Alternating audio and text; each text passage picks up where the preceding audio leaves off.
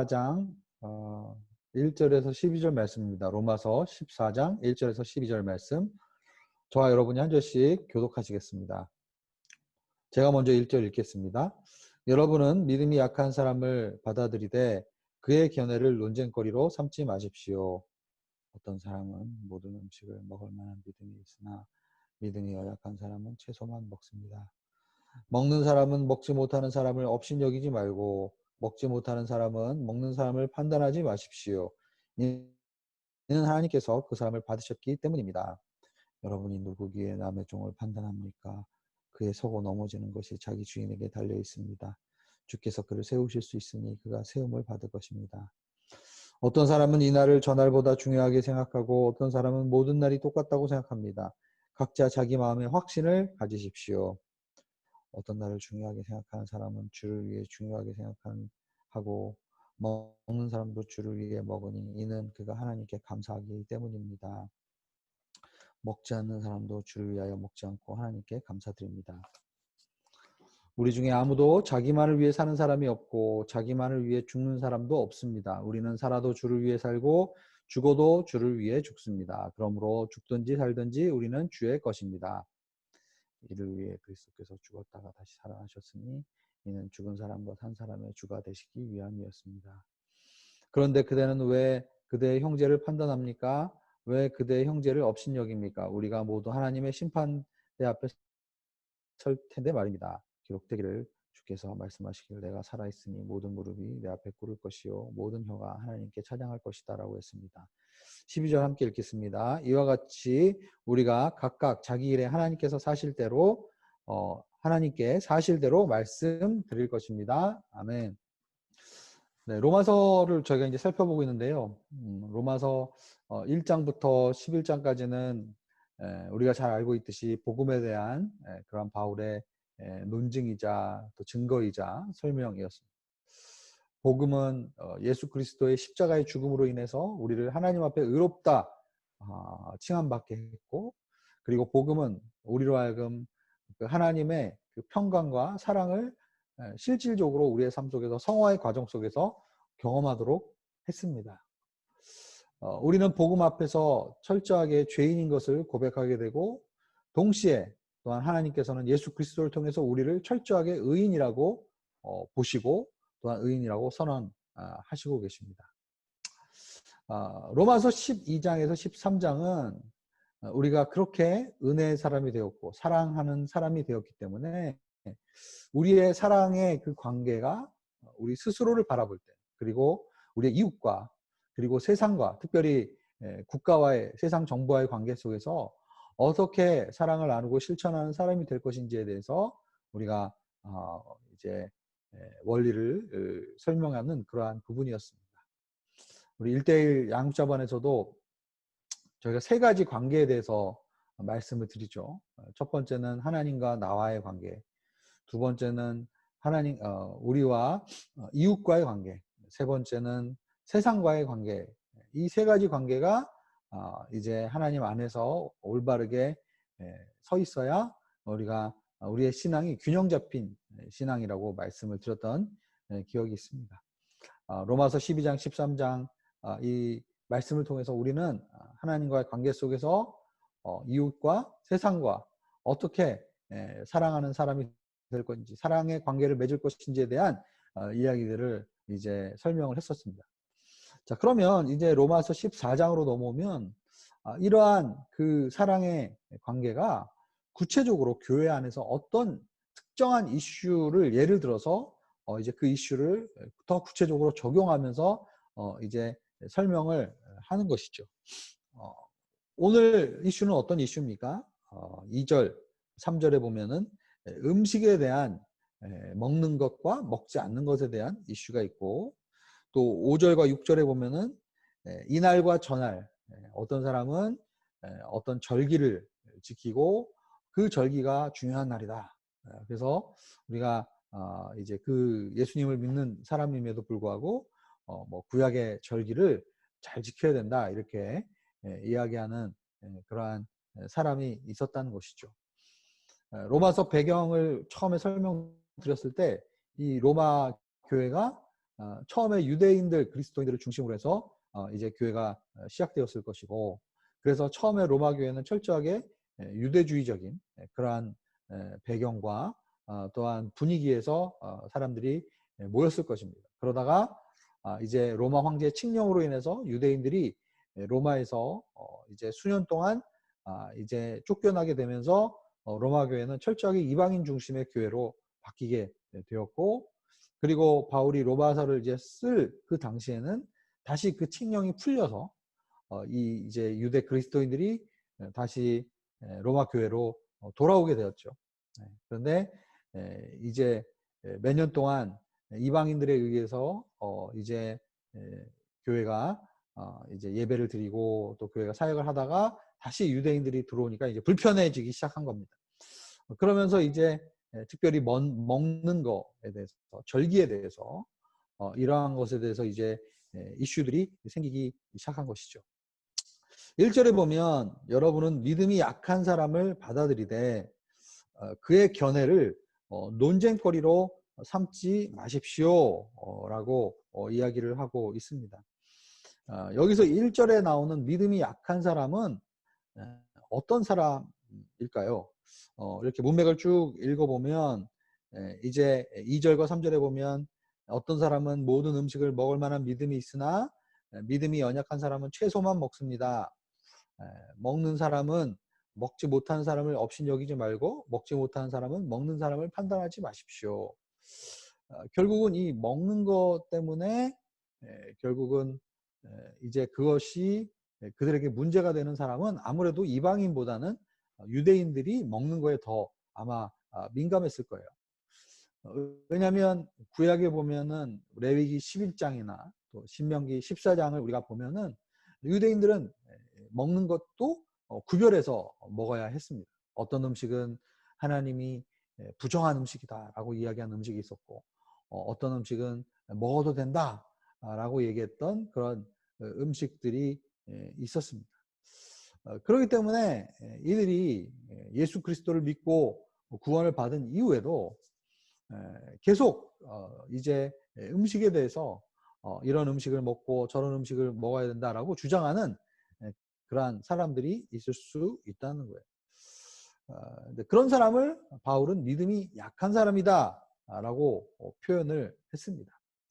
나중에 고린도전서 8장에 보면은 이 우상의 신전에서 저런 음식을 이제 먹는 것에 대해서 이야기할 때는 반대입니다. 유대인 그리스도인들이 아마 믿음이 강한 사람이었을 거예요. 왜냐하면 그들은 이방 신전에서 드려진 그 음식에 대해서 먹는 것과 먹지 않는 것을 별로 신경 쓰지 않았기 때문이죠.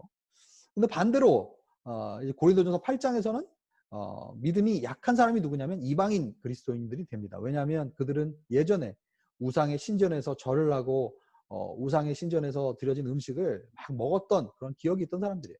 예수님을 믿고 나서 이제 양심상 그 우상에게 드렸던 그 음식을 먹는다는 것이 그들에게는 굉장히 꺼리끼는 그러한 이슈가 된 것입니다. 그렇기 때문에 고린도전서 8장에서는 완전히 경우가 뒤바뀌게 되는 그런 이제 경우가 생기게 되는 거죠. 자, 어쨌든 이 음식에 대해서, 음식 이슈에 대해서 믿음이 약한 자와 믿음이 강한 자로 나뉘어질 수 있다는 것을 우리가 생각해 볼 수가 있어요. 예수님은 이 이슈에 대해서 뭐라고 말씀하셨습니까? 마가복음 7장 16절 이후로 쭉 보면은 예수님은 이렇게 말씀하셨어요. 몸 밖에서 사람 속으로 들어가는 것이 사람을 더럽게 하는 것을 너희가 알지 못하느냐. 그것은 사람의 마음으로 들어가는 것이 아니라 뱃속으로 들어갔다가 결국 몸 밖으로 나온다. 그러므로 예수님께서는 모든 음식은 깨끗하다라고 선포하셨어요. 그러면서 예수님께서 설명하시기를 사람 안에서 밖으로 나오는 것이 사람을 더럽게 한다. 사람 속에 있는 마음에서 나오는 것은 악한 생각, 음란한 것, 도둑질, 살인, 간음, 탐욕, 악의, 거짓말, 방탕, 질투, 비방, 교만, 어리석음들이 모두 안에서 나오고 사람을 더럽게 한다라고 이야기를 했습니다. 바울은 나중에 로마서에서 이제 뭐라고 얘기합니까? 할례와 무할례가 구원의 조건이 아니다라고 했어요. 구약에서는 이제 유대인이 되기 위해서는, 구원을 받기 위해서는 할례를 받아야 했죠. 주님께서는 표면적인 할례, 즉 겉으로 표피에 행하는, 육체에 행하는 할례가 중요한 것이 아니라 이면적인 할례, 즉 우리의 마음에 행해지는 하나님의 사랑의 흔적, 회개와 하나님의 그 사랑과 하나님의 용서를 그 마음속에 경험한 마음의 할례를 받은 자들이 이제 진짜 할례를 받은 것이다 라고 이야기를 했습니다. 물론 그렇다면 왜 구약에서는 이렇게 할례를 받아라, 왜 정결한 음식만 먹고 부정한 음식은 먹지 말아라, 이렇게 이야기를 했던 것인가요? 결국은 진정한 유대인이 되기 위해서는 구약의 유대인들은 음식이나 할례나 이런 율법의 규정들을 지킴으로써 진짜 유대인이 될 수 있을 거라고 생각을 했습니다. 그러나 구약에서부터 성경은 진정한 유대인은 누군가, 진정한 하나님의 백성은 누구인가, 하나님과 올바른 관계를 맺고 하나님께서 보내신 그 구원자, 그 메시아를 믿는 믿음으로 구원을 받는 것이다 라고 이야기를 하는 것이죠. 그렇다면 구약에서의 그 음식법은 왜 주어졌는가? 구약에서 할례의 법은 왜 우리에게 주어졌는가? 구약은 우리에게 몽학 선생이 되는 거죠. 구약은 우리에게 모형과 그림자의 역할을 하는 거예요. 그래서 우리에게 거룩에 대해서, 죄에 대해서, 하나님의 그 성품에 대해서 우리로 하여금 그것을 알게 하기 위해서였습니다. 즉 율법을 통해서 우리가 스스로 구원을 받을 수 있는 존재가 아니고, 우리가 율법을 통해서 우리가 얼마나 부정하고 그리고 거룩하지 못한 존재인 것을 하나님 앞에 깨닫고, 그리고 우리 스스로의 힘으로 구원을 받을 수 없는 존재임을 우리가 하나님 앞에 고백하며, 그리고 주님 앞에 죄악을 고백하고 죄의 용서함을 받는 자들이 시편에 보면 복이 있다 라고 이야기한 것처럼 우리가 그것을 알게 하기 위해서다 라고 바울은 설명하고 있어요. 즉 결국은 무엇입니까? 믿음이 강한 자들은 이제 음식과 구원은 상관이 없다라고 얘기하는 거예요. 우리가 뭘 먹든지 이 먹는 것을 가지고 우리가 구원이 상관이 없다. 그런데 아직도 먹는 거 가지고 뭐라고 하는 사람들이 있는가? 그러면서 유대인 그리스도인들을 보면서 이렇게 생각할 수도 있어요. 아니 저렇게 교회를 오래 다니고 그리고 구약의 말씀을 잘 아는 사람들이 저런 이야기를 하는가? 나는 예수님 믿은 지 얼마 되지도 않는데 그런 것에 대해서 다 이제는 정리가 됐고 이제 자유한데 아직도 자유하지 못한 사람들이 있는가라고 판단하고 그리고 정죄하는 그런 사람들이 있다라는 것을 오늘 우리가 말씀을 통해서 발견하게 됩니다. 바울은 이러한 상황에서 어떻게 우리에게 말씀을 하고 있을까요? 1절에 보면은 여러분은 믿음이 약한 사람을 받아들이되 라는 표현이 있습니다. 첫 번째로 바울은 우리에게 이렇게 얘기하죠. 사람을 받아주고 안 받아주고, 즉 사람을 의롭다고 칭하고 주님 앞에서 올바른 관계를 가지고 있다라고 판단하고 정죄하는 모든 기준은 누가 가지고 있습니까? 우리의 칭의의 주인이 되시는 예수님께 있다. 우리가 사람을 받아주고 안 받아주고의 문제가 아니다라는 것을 우리에게 말씀하고 있습니다. 그의 견해를 논쟁거리로 삼지 말아라. 결국은 이 사람을 받아주고 안 받아주고의 문제는 하나님께 속해 있고, 그리고 그가 가지고 있는 그 견해를 가지고 왜 우리가 논쟁거리로 삼으려고 할까요? 논쟁을 통해서 우리는 결국은 자신의 옳음을 설득하고 자신의 떳떳함을, 의로움을 이제 강요하며 그래서 그것을 통해서 자신이 우월하다는 것을, 자신이 더 의롭다라는 것을 혹시 주장하려고 하는 것이 아닌가라는 그러한 생각을 우리가 해볼 수가 있어요. 그러나 우리가 좀 더 다른 사람보다 의롭다, 좀 더 내가 우월하고 떳떳한 존재다라고 이야기할 수 있는 것은 내 스스로의 나의 삶 속에서 나오는 것이 아니라는 것이죠. 오직 예수 그리스도께서 우리를 받아주셨기 때문에 그래서 우리가 주님 앞에 의로운 자, 떳떳한 자로 인정받는 것이다 라는 것을 바울은 이야기해 주고 있습니다. 즉 우리가 칭의의 교리를 믿음으로 받아들일 때 결국은 구별 없이 모든 사람을 그리스도 안에서 받아주시고 인정해 주시는 그 하나님, 그분으로 인해서 우리가 이제 판단과 논쟁으로부터 우리가 자유하게 되는 것입니다. 그리고 여러분 4절에 보면은 여러분이 누구이기에 남의 종을 판단합니까? 두 번째로 바울은 우리에게 이렇게 얘기합니다. 우리의 판단자가 되시는 분, 우리의 심판자가 되시는 분은 우리가 아니라 바로 예수 그리스도이시다라는 것을 다시 한번 우리에게 상기시켜주고 있다고 생각합니다. 여러분, 우리는 여기서 얘기하는 판단이란 말은 어떤 사건에 대해서 평가를 내리고 논리적인 사고를 하고 합리적인 생각을 하지 말라 이런 얘기가 아닙니다. 여기서 얘기하는 판단은 그러한 판단이 아니죠. 판단은 그 사람의 이제 심판자가 되어서 그 사람을 정죄하고 그리고 이 사람이 구원받을 수 있다 없다 뭐 이런 것들을 우리가 이야기할 수 있는 그러한 근거나 권한이 우리에게 주어지지 않았다라는 것을 우리가 이제 말씀을 통해서 다시 한번 확인하게 됩니다. 어떤 사람은 이 날이 중요하고 어떤 사람은 저 날이 중요합니다.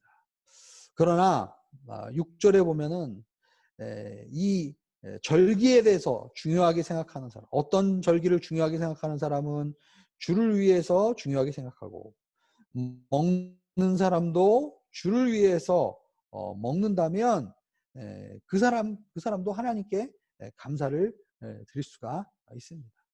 우리의 믿음에 있어서 정말 중요한 요소가 무엇인가, 정말 핵심적인 요소가 무엇인가, 우리가 이것들을 한번 생각해 볼 때 정말 이러한 부분들이 더 주님 앞에서 이제 믿음이 성장하고 또 성경적인 기준이 세워지기 전에는 어떤 동기에서 이러한 것들을 행하느냐 행하지 않느냐 이것이 더 사실은 중요하다라는 것을 우리에게 이야기를 해주고 있습니다.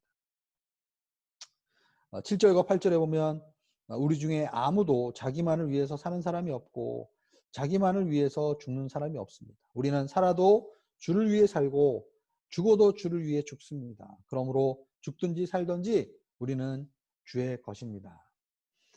결국은 우리의 삶에 내가 이러한 행동을 판단을 내릴 때 평가를 내릴 때 그리고 논쟁을 하려고 할 때 결국은 이것이 누구를 위한 것인지 우리의 마음의 동기를 점검해야 한다라고 이야기를 하고 있는 것입니다. 내가 아무리 성경적으로 맞는 근거를 가지고 있다 하더라도 그것이 결국은 어떤 동기에서 그 말을 하고 그 행동을 했느냐.